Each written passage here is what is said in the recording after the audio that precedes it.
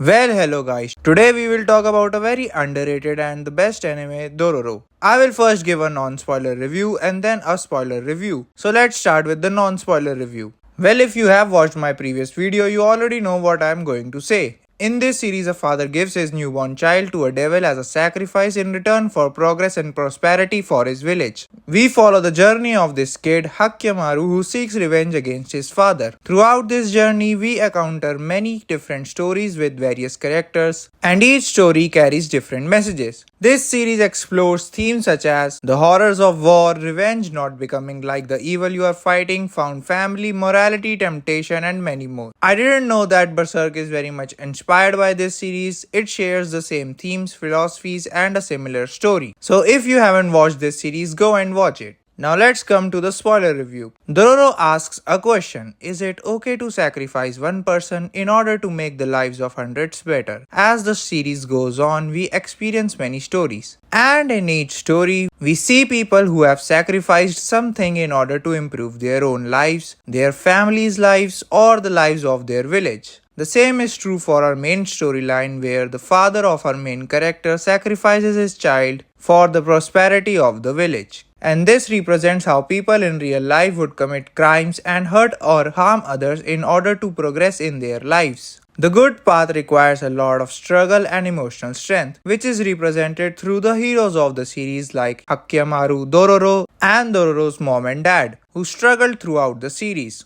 Only an emotionally strong person can endure the struggle and remain on the good path. This theme is especially portrayed through Dororo, whose mom and dad died when she was very young. She didn't have super strength like Hakyamaru but still never committed any great evil for her benefit. Even by the end, she wanted to use that treasure to make everyone's life better instead of just using it for herself, even though she was mistreated by many people. Another theme presented in the series was revenge. Hyakkimaru was on a journey to take revenge and reclaim his body parts to become human. This also served as symbolism. The more organs and senses he regained, the closer he would get to his humanity. Hakyamaru didn't just gain his body parts or senses back, he also learned to understand human emotions. At first, Hakyamaru only wanted his revenge and body back and didn't feel any emotional connection with anyone. He met some people whom he liked, but none of them were more important than his goal. He didn't even care about the people who faced the same tragedy as he did. Because of this, even Dororo once left him, as she could see that he was becoming selfish and evil in his journey of revenge against an evil and selfish person. This represents the philosophy that when you are fighting evil, you have to make sure that you don't become evil yourself. And Hakyamaru did learn that lesson and started taking care of the people close to him and eventually those around him. He learned that his revenge is not more important than the person close to him, who was Dororo.